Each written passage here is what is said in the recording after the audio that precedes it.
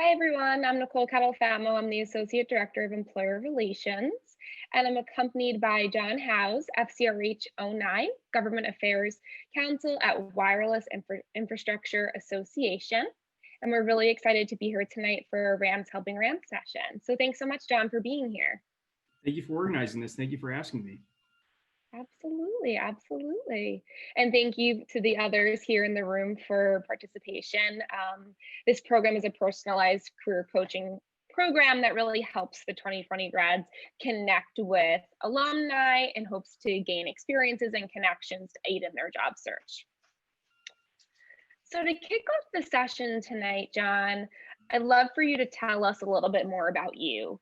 More about your career path to date, including how you landed your first job and what you're currently doing. Sure.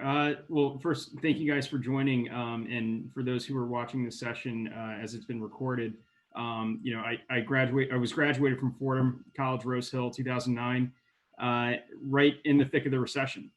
So that has really affected my career a lot, quite frankly.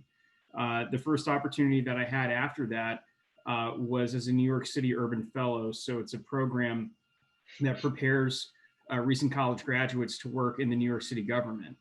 How I got there is because of Fordham. I was a member of the current Center for American Catholic Studies, one of the honors programs at Fordham. My mentor was Father Massa, who's no longer at Fordham, but he was for many years. He suggested that I apply for this program because I always had an interest in politics. I'm from DC originally, and this was a great program for which Fordham has had a lot of success before and since. So I got in. Actually, I had my interview I had one of my practice sessions for an interview right after U2 played at Fordham my senior year, which was awesome. And I think that's this background here from Eddie's was that morning as the sun was coming up. So it was super fun. But anyway, so I was a New York City Urban Fellow, did that for the duration of the program, which was 9 months. But the recession hit local governments about a year later. And that meant that with tax revenues falling in New York City, they had to cut funding. My agency in particular had to cut about $2 million or something from the budget, which is not how much I was getting paid. But they didn't have enough money to keep me on. So I had to hustle.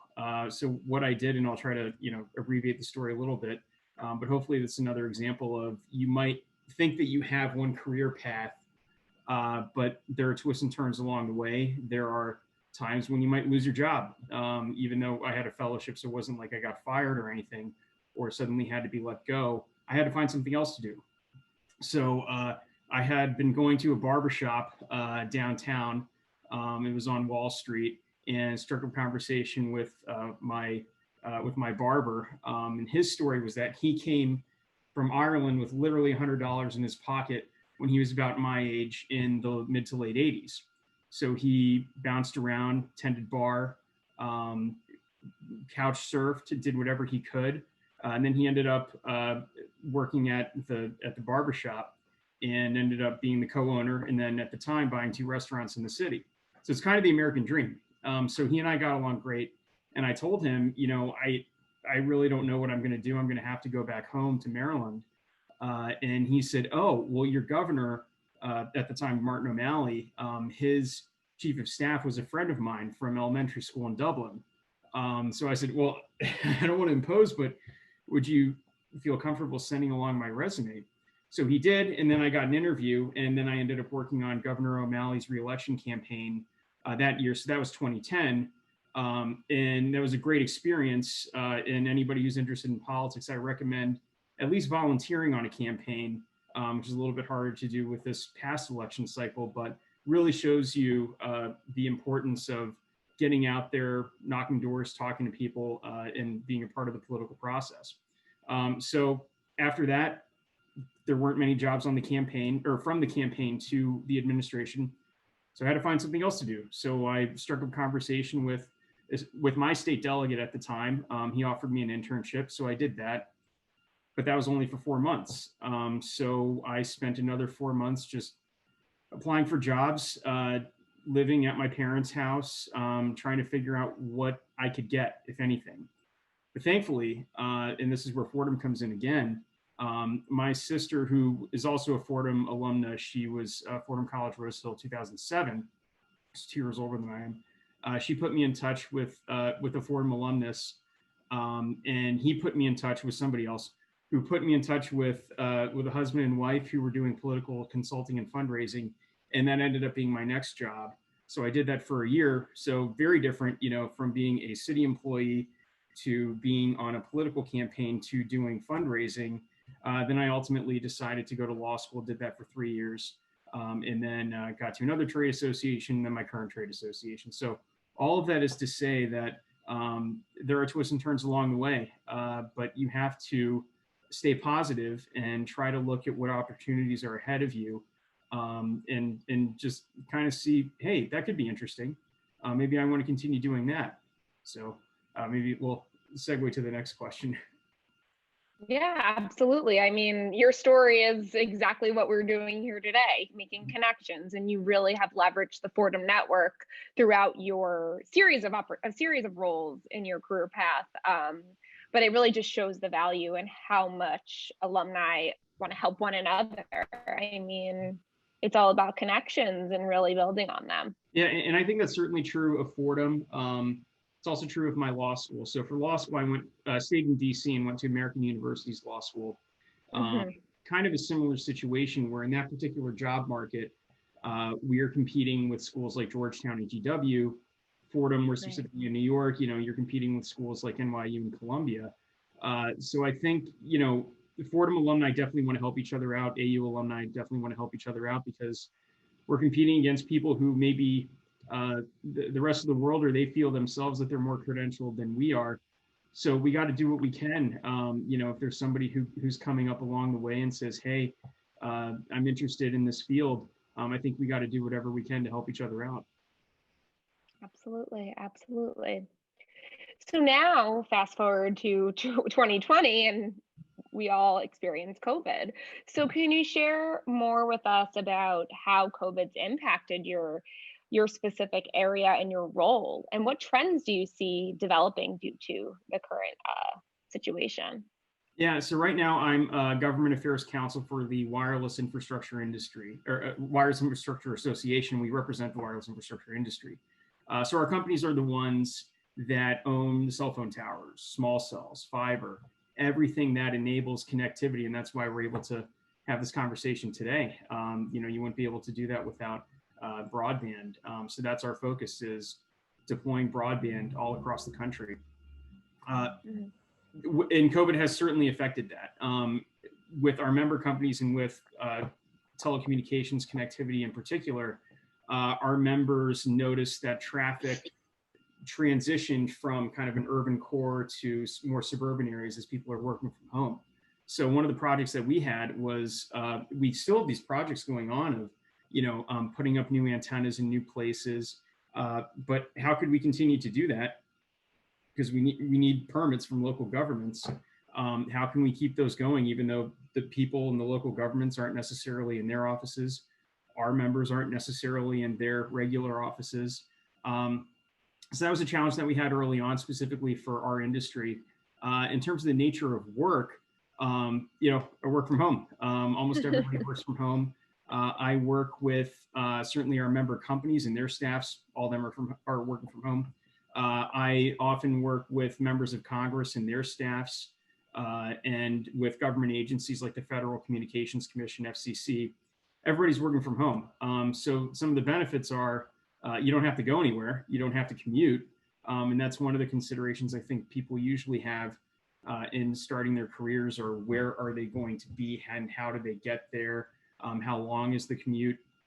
And that's not as much a factor these days. But, so it makes it easier to reach people, via Zoom as we're doing now, or via the phone. But yeah, I mean, the nature of work has definitely changed due to COVID. Absolutely. I too never thought as a higher ed professional I'd be working remotely. It's just not something you ever think about. But with the beauty of technology, we're able to leverage and keep operations afloat. So, John, tell us a little bit more about what about your current job you love, like you enjoy, and then what's a part of it, what part of your job is very challenging? Yeah, well, what I like is the fact that I get to mix my legal interests. So being a lawyer, you get presented with a question from a member company. What does this regulation mean? Something like that, or working with members of Congress on legislation, working with regulators on potential changes to regulations. So analyzing the ins and outs of that. And it combines my political interests, where again, I'm working with those very people, in some cases lobbying, to try to affect some sort of change, some sort of change to the law or the regulation. So that kind of fulfills both of my desires, which are also which have come across during my career of working on political campaigns early on, then going to law school. So that's what I like the most, and it's fast paced.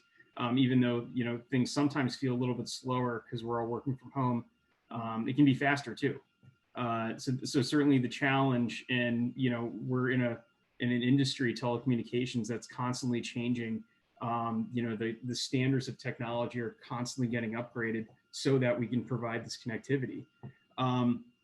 So the challenges are good. I think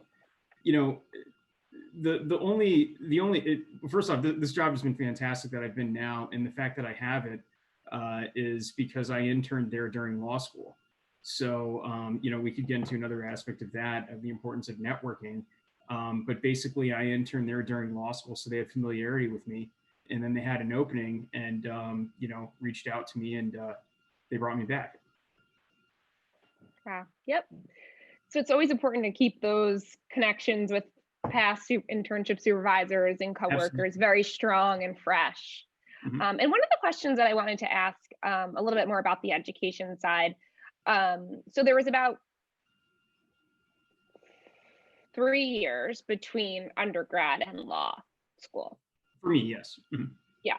So for students that are considering law school at this point in time, what would your advice be? Would you say to get some work experience in between before kind of committing to that, or do you think it's best for students to go right into law school, and maybe talk a little bit more about why you took the 3-year gap in between?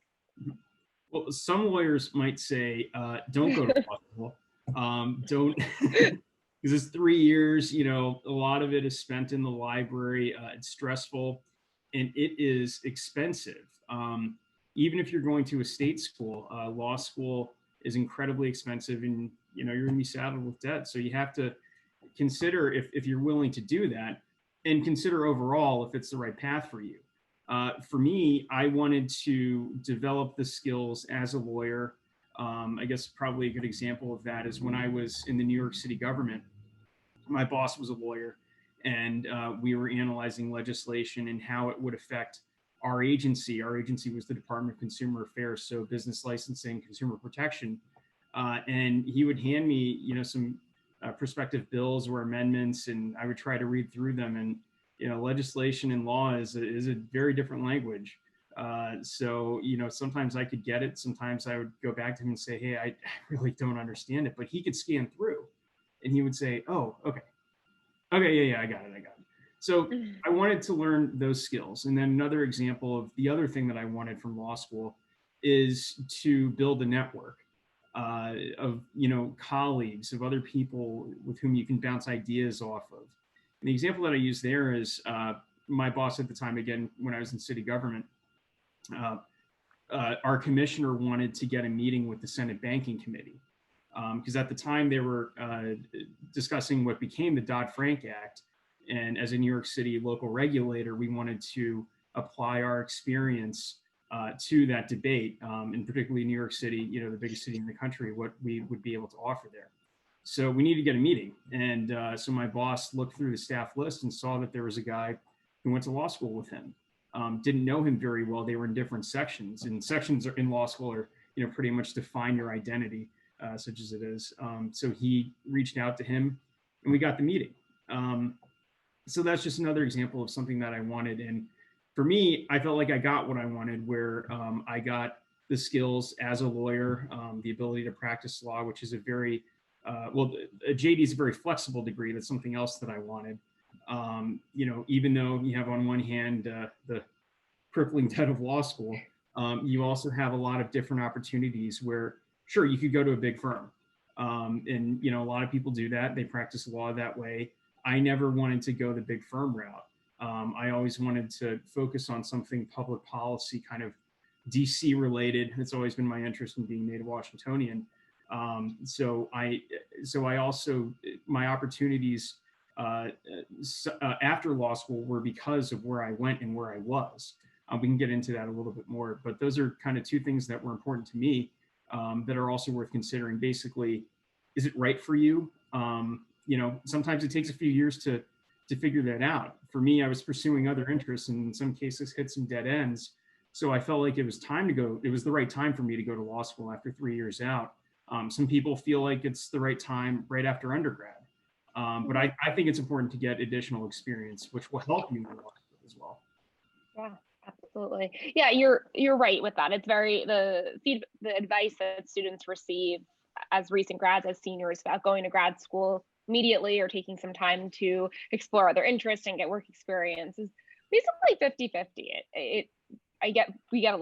We get mixed feedback, but I definitely agree that taking some time, maybe not the full 3 years, but maybe 1 to 2 years or anywhere in between to really have some work experience to really make sure that this is the right fit for you, because it is a very big commitment, as mentioned. If I can add something else to that, please. In that year, 2 years, 3 years after college, it gives you an opportunity to learn a lot about yourself. Even though Fordham, I don't know if you guys are seniors, seniors often live off campus, so you have a little bit more independence there. But if you really have a year off and you're on your own, you got to figure out, how am I going to pay rent? How am I going to spend my money on groceries? Or am I going to spend, is my bank account low this month? So maybe I don't go out.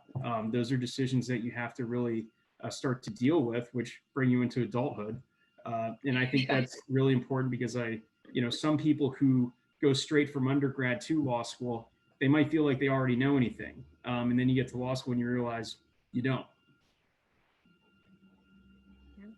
So true. Adulthood can hit hard sometimes. Mm-hmm.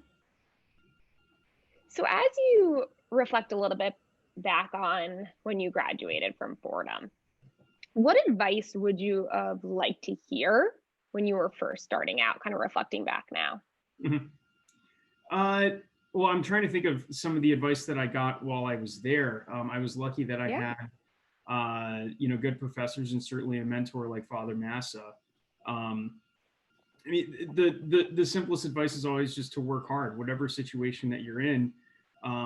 Try to take whatever task is given to you. I think the best advice on something like that is to, whenever you're given an assignment, ask, when's the deadline? I learned fairly early on to ask that question. Particularly as a lawyer, it's critical, because if you don't file on time, you're going to lose. You won't be able to represent your client the right way. So always ask when the deadline is. Be very diligent. Don't be afraid to ask questions. There are no stupid questions. And I think also try to find a champion. And what I mean by that is maybe a mentor, somebody who's maybe your boss, or maybe somebody who is a colleague who can help you along the way. I'll give one example. So in my final semester of law school, so my spring semester of my third year, which is kind of like your senior year, I was at a different trade association, and it was around March or April, and I was really thinking, like, I don't know what I'm going to do. I really liked where I was, and I wanted to stay there, but they hadn't made an offer or anything like that. So if I wasn't able to get a job with them, I'd be pretty much out of luck. I'd have to find something else to do. So I had struck up a pretty good relationship with the guy who ended up being my boss at the time, or the person from whom I got the most work. And that's another thing for internships is, try to get work from a lot of different people. So I said, hey, could we get a drink after work one day? And he said, yeah, sure. And I was over 21 as well. So, But anyway, so we did, and we had in common that we both went to Jesuit high schools. I went to Gonzaga in DC, and he played rugby. My cousin played rugby. So we had some commonalities there. We were able to establish some sort of rapport. And he said, "So what do you want to do after law school?" And I said, "Well, I'd like to stay here. I think a lot of the issues that we're working on are really interesting, and I've been able to dive in a good bit." And he said, "You know what? We don't have anybody doing that now. You know what? I'll talk to our general counsel tomorrow, and yeah, I think we should try to keep you on." So I said, "I really appreciate anything that you could do," and they kept me on, stuck with me through the bar that summer, and I was there for another 4 years after that. Wow. Don't ask, don't receive. I mean, you went on a limb, asked him for after dinner drinks just to kind of get out of the office and bond, and sometimes have a little bit more of a professional, of course, but sometimes a little bit more of a one-on-one conversation, or sometimes that can be hard depending on the reporting structure and such. Oh yeah, absolutely. I mean, anytime that you can, with one of your superiors or a colleague who's maybe a little bit older, like a full-time employee or something, ask them, "Hey, can we get coffee sometime?" Particularly in my field now, in telecommunications, our bar, so the other lawyers in this profession, are very, very collegial and very willing to help each other out. So contrast that with some other areas of the law in which I initially had some sort of interest. I found that this bar, this group, is very collegial and supportive. So you also want to find some sort of area that is supportive, where there are other people who, with whom you could go up to after an event, back when we had in-person events, or somebody who you could email and say, "Hey, I really think what you're doing is interesting. Could I give you a call sometime? Could we maybe get some coffee, when we're allowed in person again?" So really just don't be ashamed to reach out to somebody. If they don't get back to you, well, that's that. If they do, maybe you find somebody who not only somebody who could help you along the way, but maybe you can help them too. Right. Now, what made you transition into telecommunications? So going into my third year of law school, so basically my senior year, I had thought about a few different areas of the law, but nothing really stuck in terms of long-term opportunities. So I was looking on the listserv for my law school and saw a posting for an internship at a trade association that was called PCIA. And they, well, spoiler alert, that's where I am now. We've since rebranded into the Wireless Infrastructure Association. But I saw that and I submitted my resume, did the cover letter, and tailored my experience to the association, to the organization. I got an interview because one of their lawyers went to my law school, even though he and I did not overlap in terms of the time that we were there. He saw my resume and that I'd been to the same law school, so he wanted to help me out. So I interviewed and I ended up getting that position. So that was for my fall semester of my third year. Going into the spring semester, I saw similarly another posting for another trade association. And at that association, there was somebody who had also been to my law school. So we spent the first 5 minutes of our interview just kind of talking about our experiences there. We knew some of the same people.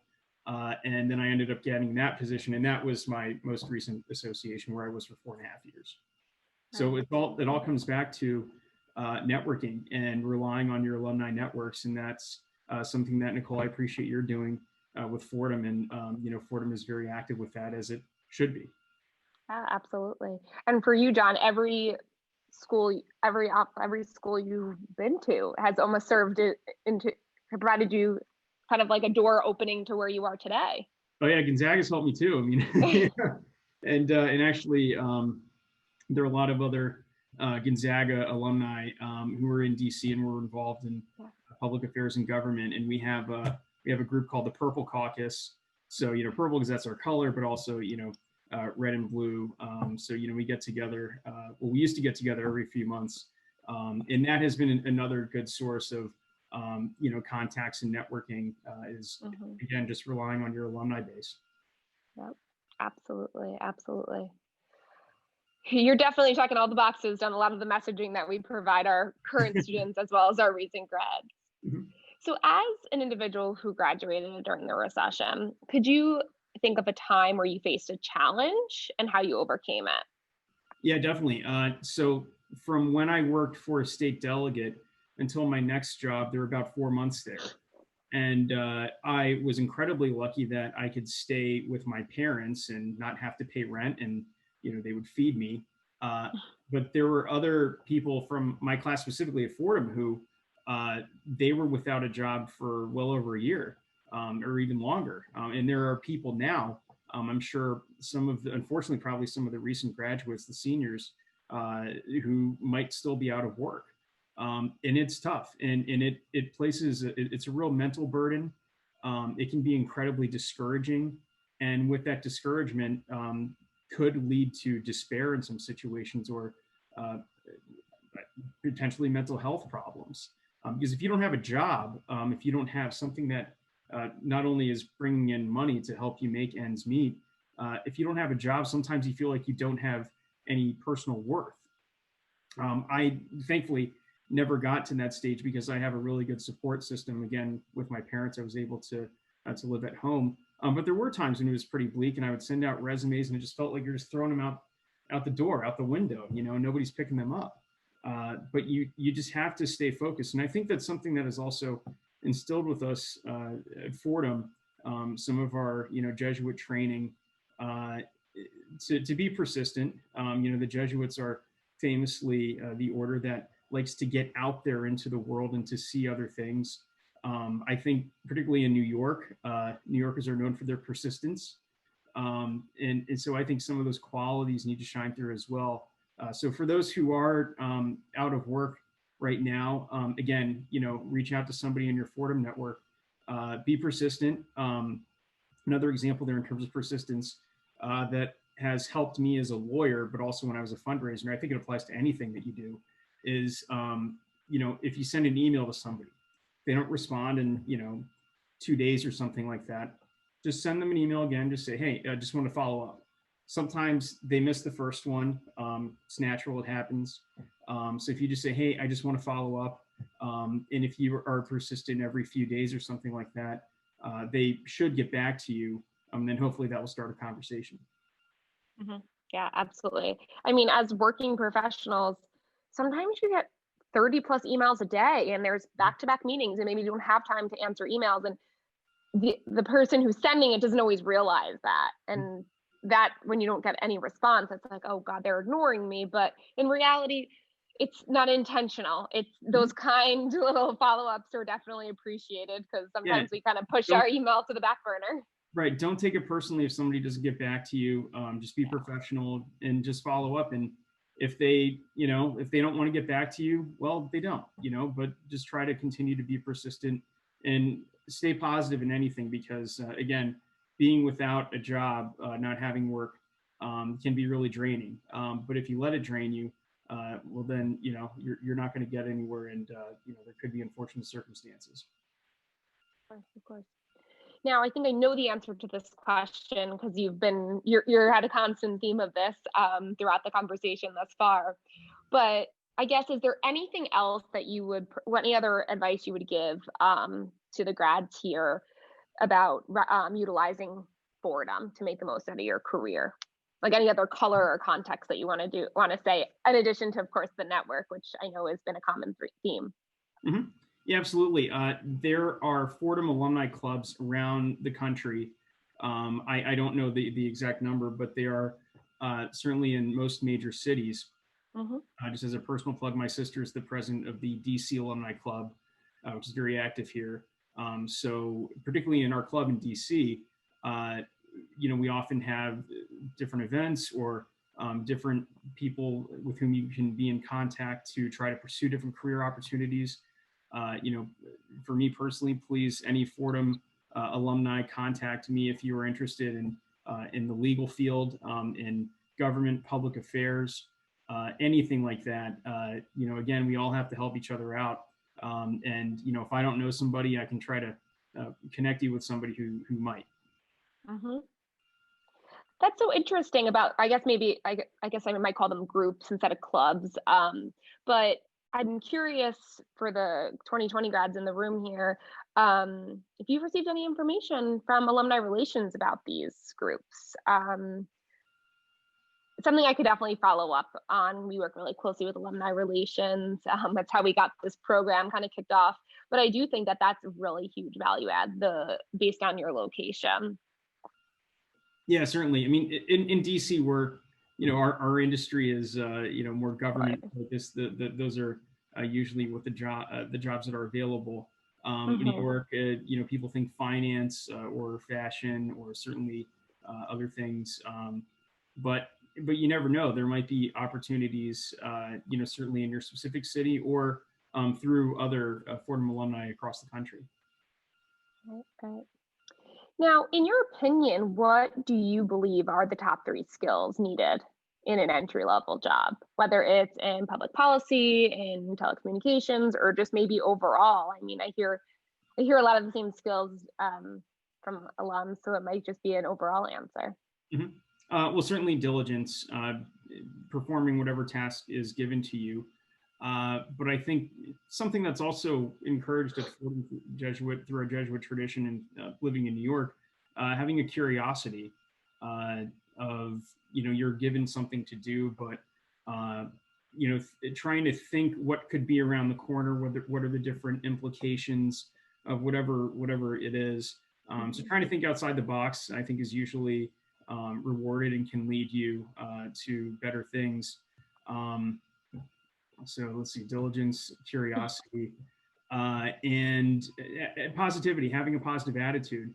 I have been in the different situations where I've been able to hire interns or interview other people. And in any sort of interview, the person on the other side of the table is thinking, well, could I bring this person on? Would I want to have them around, because you're going to be dealing with them. In some cases, certainly back in normal times when we would be in the office together, but you're going to be dealing with that person more than you are your family in terms of the time that you're spending during the day in the office. So, being positive and having a good attitude will also help to go a long way. Yeah, curiosity is a big one that I hear a lot. So that's great to hear. Very validating. If you could do everything over again, would you choose the same path for yourself? Well, yeah. Well, loaded question. Yeah. Having the starts and stops that I did certainly early on was pretty discouraging at the time. But since then, they have taught me certainly different skills, being in different fields that have helped me along the way. Or coming into contact with different people who are either professional colleagues or personal friends has been helpful. So it's hard to look back and say that I would change anything, because I do believe, and I think this also comes from our Jesuit education, that it maybe take the cure personalis aspect of care for the whole person, but those experiences help develop you in different parts of your personality and your experience. They help to develop you as a whole person. Right. Yeah, that's a heavy question. So sometimes I'll get alum tell me, oh, I was always interested in this career path or that career path, but I never ended up kind of following suit. Yeah, and other lawyers who I meet in my bar, maybe they believe that there's a certain track for them, that they'll work at a firm for a few years, maybe make partner, or then they'll go to the FCC, or then they'll go to some other government agency. But I really haven't found anybody who has had a very strict and straight career path. Most people have just said, oh yeah, and then this thing came up. Somebody contacted me because they knew what I did in that other place, and I thought that could be interesting. So they did it. No career path is ever straight. They make lots of loops and turns. Yeah, and it's so true. And particularly for anybody who wants to become a lawyer, don't think I need to go to Harvard or Yale for law school, and that would be the only way to find a job or to be successful. You gotta think about, do some self-reflection of, what is right for you. What are your passions? Maybe there's a law school that has a really good program in a certain area of law that is of interest to you. But while you're there, you might find out that, you know what, I'm not really into that. So take different courses. If you're at Fordham now, pursue a lot of different courses. One of the best courses that I took was Films of Hitchcock. I had a blank slot on my schedule during my sophomore year, and the classes were Monday nights, and I thought, oh yeah, Monday night class could be good. And I already had, you know, I had seen some of his movies and I liked them. But that course taught me a lot about film study, and then it taught me about philosophy too. That was involved in some of the some themes within Hitchcock movies. And I mean, I don't think that that has helped me or has like led to anything specifically within my career, but it was fun. Right, right. And also good talking points. Yeah. Well-roundedness as well. Yeah, hey, you know, it's another interest, and you know, developing those other interests can help you along the way too. Of course, of course. Now, I do have one final question, but also want to give you some time to maybe talk a little bit more about anything more specific that you feel the need, that you want to maybe take a deeper dive in, provide some more context or color. Well, I want to hear from our participants, and you know, if there's anything on their mind, because you know, it's kind of funny. I was sort of in your position, I guess now 11 years ago. Sometimes it feels like it was just yesterday that I was back there, but it has been a little bit of time. So you know, please ask away. I want to help any way that I can. Yeah, absolutely. So I open it up to you all, Henry, Gregory, Sophie, for any questions that you'd like to ask John.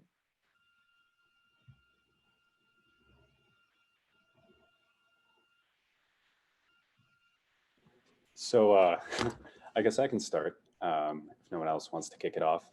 But John, it seemed like you transitioned between working for different representatives and working for, well, like the trade associations and like other, like working in analysis. And I was wondering what the different, what you thought of the transition or the differences between working for the government or for representatives and working for private companies or interests. Yeah, that's a great question, and thanks for putting it that way too. Because when you are working for a politician, you take your orders from that elected official or whoever the government official is or something like that. So you're there essentially to serve that person, but you're also serving whoever the constituents are. So if it was in New York City, I was doing my work for New Yorkers. If it was in the state of Maryland, I was doing it for Marylanders. So I kind of viewed it that way. But you contrast that. You could contrast that a little bit with being a lawyer. And as a lawyer, you have certain duties that you owe to your clients. Duties of zealous representation, of candor and honesty. So in trying to provide the best information that you can to your clients, that way your client can make an informed decision. So I kind of now view my my responsibilities as a lawyer to whoever the principal is, to whoever the client is. So in this case, in my current position, it is to my association and our member companies. Thank you. Any other questions from the group?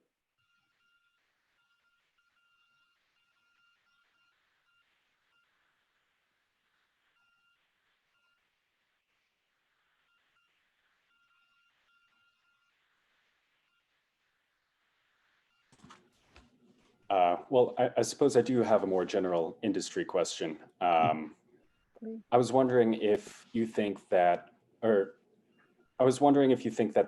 recent change, or what like impact you think the recent changes in administration might have on the telecommunications industry or the FCC, or if, I was just curious. Sure. Well, there are various different implications for the change in administration. So whenever there's a new administration, I mean, that affects who the regulators will be. If it's a situation like the FCC where it's an independent agency that by statute has typically 3 commissioners from the ruling party and 2 from the minority party. Just yesterday, there was a new commissioner who was confirmed by the Senate, who's a Republican. So in this specific example, when Joe Biden is sworn in as the next president, the current FCC chairman, who's a Republican, has said that he will step down. So that means you'll have 2 Democrats, 2 Republicans. So for a short period of time, there ostensibly will be stalemate at the agency on major items until a new chairman could be named, a full-time chairperson would be named. So in that situation, changes in administration do change the personnel, and kind of one of the sayings here in DC is that personnel is policy. So there will be changes. And being a native Washingtonian, I've seen changes in administration from Clinton to Bush to Obama, and then the most recent transition 4 years ago.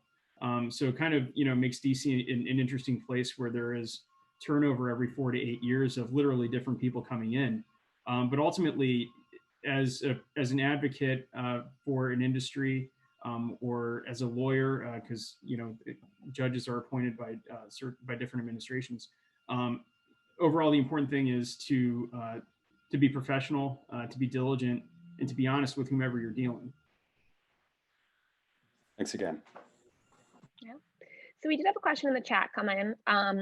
What do you think is a misconception about your job, as well as what is a misconception about the telecommunication industry? Yeah, so my job in particular, let's take the lawyer one. A lot of people say that they want to be lawyers because they like arguing. That's sometimes what people say when they get into law school. And maybe they feel that way. That's not been my experience. There are a lot of different ways to practice law. I am not the kind of lawyer, because of the nature of my work, I don't go to court every day. I don't file motions every day in court.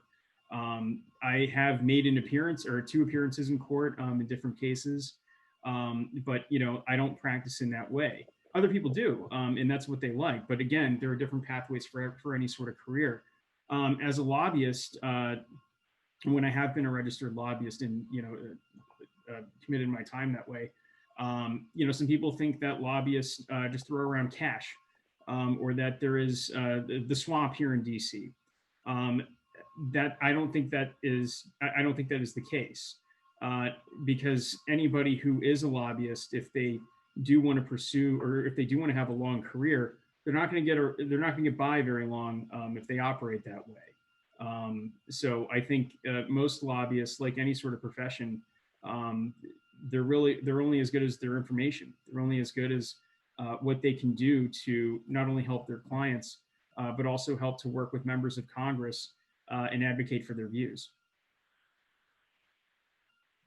Nicely said. So any other last thoughts or questions before we wrap it up with one final question for John tonight? Thanks so much for those who've asked questions. But John, before we end tonight's session, would you like to leave everybody with one final piece of advice as they continue to embark on their job search as well as their career path? Yeah, I was thinking about this a little bit, and I tried to pass on whatever I could from my experience during this session. And you have, so thank you. So something that was kind of fun, I played intramural rec soccer with some of my law school friends, and we formed a team with some students from Georgetown, and we had a few pretty good seasons there. A guy who I played with is a really fun guy. He would always say, "Stay humble, stay hungry." I've heard that from other people too, but I think that's incredibly important, specifically for Fordham students. Stay humble. Always appreciate your opportunities where you've been. Appreciate anybody who's able to help you along the way. Don't forget them, particularly in this town, in DC particularly. I think also in New York, anywhere else. You never know when you're going to be on the other side of the table. You never know when somebody who you've interviewed is going to potentially be able to interview you, or just to be able to help you out on some other sort of project. So stay humble where you are. Be appreciative of your circumstances. Be respectful of those around you. Treat other people well, treat them as you would like to be treated, but stay hungry. You know, particularly in New York. I think New Yorkers are also known for being tenacious, looking for different opportunities. So always be on the lookout for, you know, maybe if there's something that interests you that is not necessarily on your current path or what you believe to be your current path, but try to find it. Stay hungry and see what you can do with any sort of opportunity that is given to you. That's great. Love that story and that quote. Well, is it okay if the group connects with you on LinkedIn? Is that a good way to kind of stay connected with you? That's kind of primarily how we've been operating, if that's okay. Yeah, absolutely. Please reach out anytime. You know, I think especially with Fordham, we got to do anything that we can to help each other out. So please reach out. I'll try to, you know, be as responsive as I can and try to help you out in whatever way that I can. Wonderful. Thank you so much tonight thank you so much for your time tonight, John. We truly, truly appreciate it. The Fordham community is really, really appreciative of your time. Yeah, and thank you. Take care, everybody. Thank you for everyone who's been here as well.